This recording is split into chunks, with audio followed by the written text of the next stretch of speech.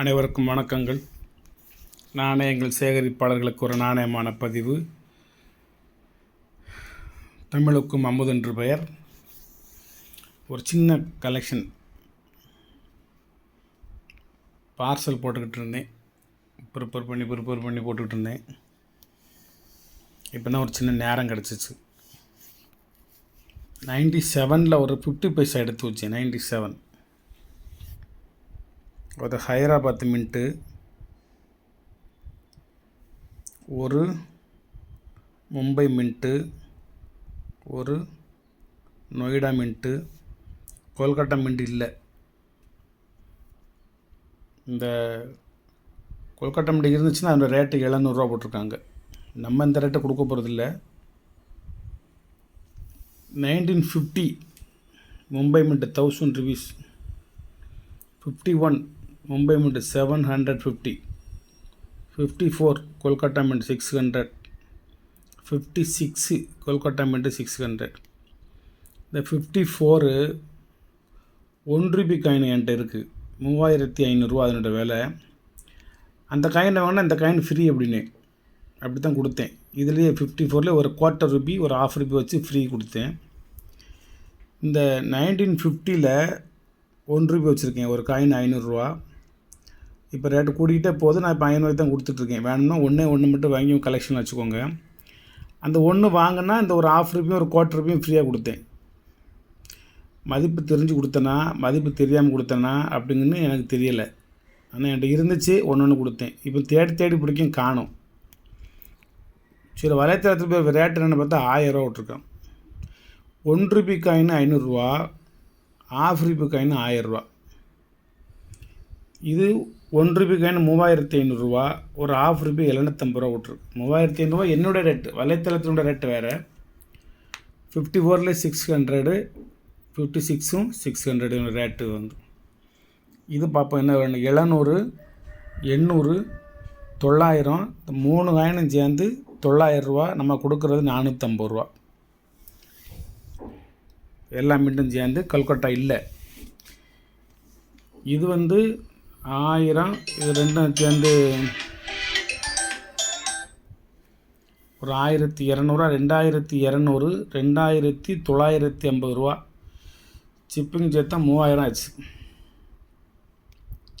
இந்த 4 காயினுக்கு விலை ரொம்ப அதிகம்.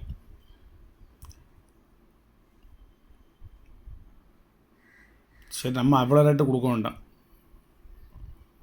4 சேர்ந்து 1000 ஃப்ரெண்டு.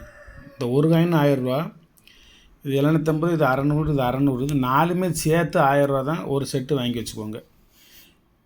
இனிமேல் காப்பர் நிற்கிற ஓல்டு காயின்லாம் நீங்கள் எதிர்பார்த்த லெவலில் வாங்க முடியாது. விலை ஹை ரேட்டு போயிட்டுருக்கு. ஒவ்வொரு நாளும் ஒவ்வொரு விலைக்கு போயிட்டுருக்கு. எந்த நாணயத்து பக்கத்துலேயுமே போக முடியலை. இதெல்லாம் என்னுடைய 25 ஆண்டு கலெக்ஷனுக்கு முந்தி உள்ளது. 2000 கிபி 2000 வாங்கின 24 ஆண்டுகள் ஆச்சு. என்கிட்ட இருக்கிறது எல்லாமே 99% வந்து ஓல்டு கலெக்ஷன், காயின் கலெக்ஷன். இப்போ வந்து என்கிட்ட இல்லாததை வாங்குவேன். அது 1க்கு 5 எண்ணெய் வாங்குவேன். 1 வச்சுக்கிட்டு 4 கொடுத்துருவேன். அதில் ரேரிட்டியே எனக்கு நிறையா இப்போ தான் தெரியுது. இதுலேயே இருக்கத்தான் அதனுடைய அருமைகள் எனக்கு புரியுது. அருமை புரியுது வேறு. இது சம்மந்தமாக நான் என்னுடைய வேறு கலெக்ஷன் ஒன்று இருக்குது என்கிட்ட. ஆன்டிக்ஸ்னால் பொருள் கிடையாது, காயின்ஸ் தான். ஏன்சியன்ட் காயின்ஸுக்கும் முந்தைய ஒரு காயின், மன்னர்களின் நாணயத்துக்கும் முந்தைய நாணயம் என்னது மன்னர் நாணயம் தானே. இருந்தாலும் அவங்கள வந்து ஒரு குறிப்பிட்ட ஒரு மன்னர் ஆள மாட்டாங்க. ஒரு பேரரசு ஆள்வாங்க. ஆங்காங்கே ஒவ்வொரு மன்னர்கள் ஆள்வாங்க. ஆனால் பேரரசின் நாணயத்தை வெளியிடுவாங்க. என்னுடைய பேச்சு உங்களுக்கு புரியும்னு நினைக்கிறேன். இப்போ வந்து ஒரு கிருஷ்ணதேவராயர் எக்ஸாம்பிள் எடுத்துக்கிடுவோம். ஒரு கிருஷ்ணதேவராயர் அப்படின்னா அவருடைய ஆட்சிக்கு கீழ்ப்பட்டு நிறைய பாளையங்கள், நிறைய ஜமீன்கள், நிறைய அதுக்கு பேர் என்ன ஒரு பெருநிலக்கிழார்களாக அது மாதிரி ஒரு பெரும் பண்ணையர் மாதிரி இருந்து ஆட்சி புரிவாங்க. ஆனால் தலைமை வந்து அந்த ஒரு இடம்தான். இப்போ நம்ம எப்படி இருக்கோம், பல 36 ஸ்டேட் இருக்கும். ஆனால் வந்து இந்தியாங்கிற ஒரே நாட்டு நாணயத்தில் நம்ம புழங்குறோம் இல்லையா. அது மாதிரி பேரரசர் நாணயம் வெளியிடுவார். குறுநில மன்னர்களும் அந்த நாணயத்தை புழக்கத்தில் பயன்படுத்துவாங்க. அது மாதிரி உள்ள நாணயங்கள் வந்து நான் நிறைய சேகரித்து வச்சு அது சம்மந்தமாகவே ஆராய்ச்சி பண்ணிகிட்ருப்பேன். அது நிறைய வாங்கி வச்சுருக்கேன். அதுக்கு ஒரு நேர காலம் வரட்டும். இதெல்லாம் முடிஞ்சதுக்கப்புறம் தான் அதை எடுக்கணும்னு வச்சுருக்கேன். அந்த மாதிரி ஒரு அற்புதமான ஒரு நாணயங்கள். 2250 ரூபாய்க்கு கொடுத்த சாதவாகன நாணயத்தை இப்போ நான் 650 ரூபாய்க்கு கொடுக்கேன். ஒரு இடத்துல எனக்கு ஒரு 50 காயின் கிடச்சிச்சு. 50ஐயும் கொடியன்னு சொல்லி ஒரு 25,000 கொண்டு போய் கொடுத்து வாங்கிட்டு வந்தேன். அவர் இருந்ததே 50 தான். 50மே வாங்கிட்டு வந்துட்டேன். வேறு இல்லை, வேறு யார்கிட்ட வாங்கக்கூடாதுன்னு சொல்லி. சரி, அதை நான் ஒன்று ஒன்றா விற்றுட்ருக்கேன். வரலாறுகளை தேடி தேடி தேடி எடுத்து வச்சு விற்றுட்ருக்கேன். ஏதோ ஒன்று சொல்ல வந்தேன், அந்த இது சரியாக எனக்கு இப்போ இடையிலே மறந்து வேறு பதிவுக்கு போயிட்டேன். சரி, நாணயங்கள் சேகரித்து வைங்க. நல்ல ஒரு அருமையான ஒரு மனிதனாக வாழ்வதற்கு பயன்படும். உங்களுக்கு இது நிறைய பணபலன், வெகுமதிகள், பாராட்டுக்கள் இதெல்லாம் ஒரு பக்கம் கிடைச்சாலும் நீங்கள் ஒரு தனி மனிதன், ஒரு தனிப்பட்ட ஒரு கொள்கை உடையவர், அவன் ஒரு வித்தியாசமான ஒரு டைப்புப்பா அப்படிம்பாங்கள்ல, அது மாதிரி ஒரு வித்தியாசமான ஒரு மனிதனாக வாழ்வதற்கு பயன்படும். இதனால் எனக்கு லாபம் கிடைக்கும், லாபம் கிடைக்கலங்கிற ரெண்டாவது விஷயம். இதை நான் சேர்க்கலைங்கிறது ரெண்டாவது விஷயம். இந்த நாணயம் சம்மந்தமாக இன்றைக்கி நான் தேடி எடுத்து வச்சு அதை கலெக்ட் பண்ணி ஒரு வருஷத்தை எழுதி நெட்டுக்கு போய் ரேட்டை பார்த்து புக்கை போய் ரேரா ஸ்கேரான்லாம் பார்த்து குறிப்பிட்டு உங்கள்கிட்ட 2 வார்த்தையை பேசி நான் பதிவு செஞ்சு இதை யாரும் கேட்டாங்கன்னா அவங்களுக்கு நான் பதில் சொல்லி அந்த அமௌண்ட்டை ரிசீவ் பண்ணி அவங்களுக்கு அந்த காயினை நான் சென்டிங் பண்ணி அந்த ரசீதை பூரா மறுபடியும் சென்டிங் பண்ணி ஒரு சின்ன ஒரு குறிப்பிட்ட வேலையில் நான் செஞ்சு கொண்டு இருக்கவில்லை என்றால் இதிலிருந்து 10 மடங்கு பணம் நான் வெளியே போய் செலவழிக்க வேண்டி வரும்.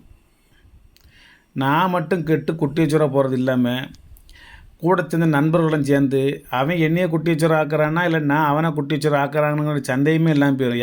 யார் ஆக்க போகிறாங்கன்னே தெரியாது. அந்த மாதிரி வம்பாக்கி பேரை கெடுத்து, உடலை கெடுத்து, பணத்தை கெடுத்து, நம்மளுடைய டயத்தை கெடுத்து, இவன் ஒரு அப்படின்னு சொல்லி நம்மளை ஒரு இழிவான ஒரு சொல்லுக்கு ஆளாகி இந்த பூமியில் ஒரு நடைப்பிணமாக வாழ்வதை விட இந்த செல்லாத காசை தேய்த்து கொண்டிருப்பது எவ்வளவோ மேல். நாடோடிகள் என்ற ஒரு திரைப்படம் பார்த்துருப்பீங்க. அதில் சசிகுமார்கிட்ட அவருடைய மாமனார் சொல்லுவார், படித்து பட்டை வாங்கி அரசாங்க வேலைக்கு போவாமனு பார்த்தா செல்லாத காசை தேய்ச்சிக்கிட்டு இருக்கான் அப்படிம்பார். உடனே அவர் உங்கள் அப்பா பேர் என்னவர், உங்கள் அப்பா அவர் என்னவர், உங்கள் அப்பா அவர் என்னவர், உன் பேர் தம்மியா நட்ராசன் அப்படின்னு பாட்டு சொல்லும். அந்த திரைப்பட காட்சியில் வரக்கூடிய நாணயங்கள் எல்லாமே என்னுடையது தான்.